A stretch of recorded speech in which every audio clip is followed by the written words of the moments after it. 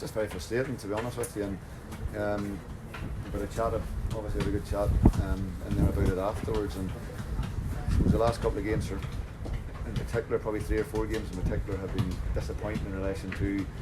There's been a similar trait where, and it's easy looking back to last year, easy looking back to times when things function and things go well, where in the majority of those games, I suppose you're going ahead, you're managing the game and maybe picking something off after that to see the game out. And I think the reoccurring theme, disappointingly in the last few games in particular, has been that we're going behind, and going behind when you're in the middle of a good run or whatever else, I think players can cope with. But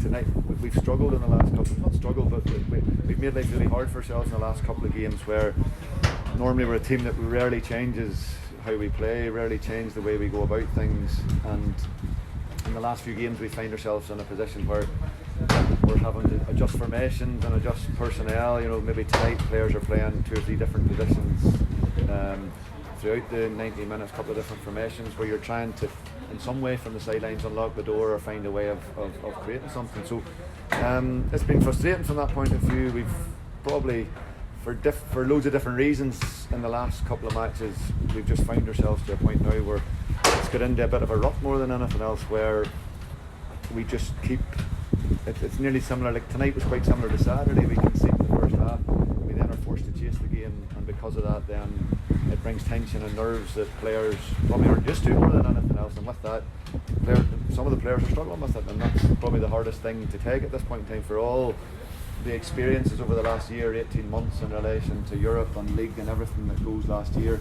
I suppose it just shows you how football can be, if you know what I mean. And with that, like we said on Saturday, we trained this week again. Training's been phenomenal, and we look the exact same team when we train than we did last season.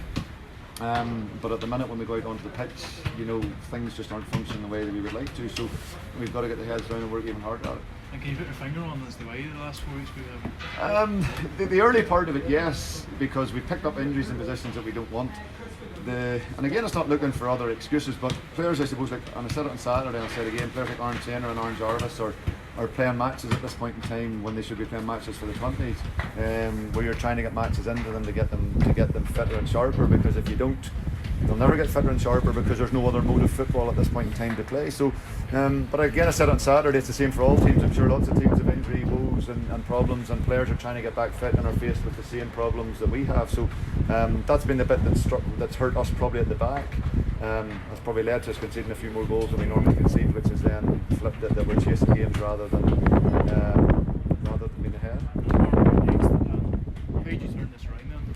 By hard work and graft and probably character more than anything else, because it's the strongest squad as I've ever had at Coleraine, and I said that to the guys in there, and I had no problem in saying it, that we've had tough times in the past, but I wouldn't have said no disrespect that I had a squad close to what I have in there at the minute, in character and quality and in all aspects of it. But for the way that things have panned in the last couple of weeks, it's made it tough for people, and players are on that line at the minute where things sometimes go well or sometimes don't go as well, and it's just that bit of confidence more than anything else. We've gone through a couple of weeks ago the different modes of maybe tearing stuff off people or whatever else, and to me we're past that point, if you know what I mean. We've a great change room, we've a bunch of great people in there who have the club's best interests at heart, who have a brilliant experience over the last year and who want more of that, and who go out to try their absolute hardest. And we've the GPS monitors that we've always had, and our stats, and again tonight will probably be no different. Like they were on Saturday, they'll be right up at the level that they were last season.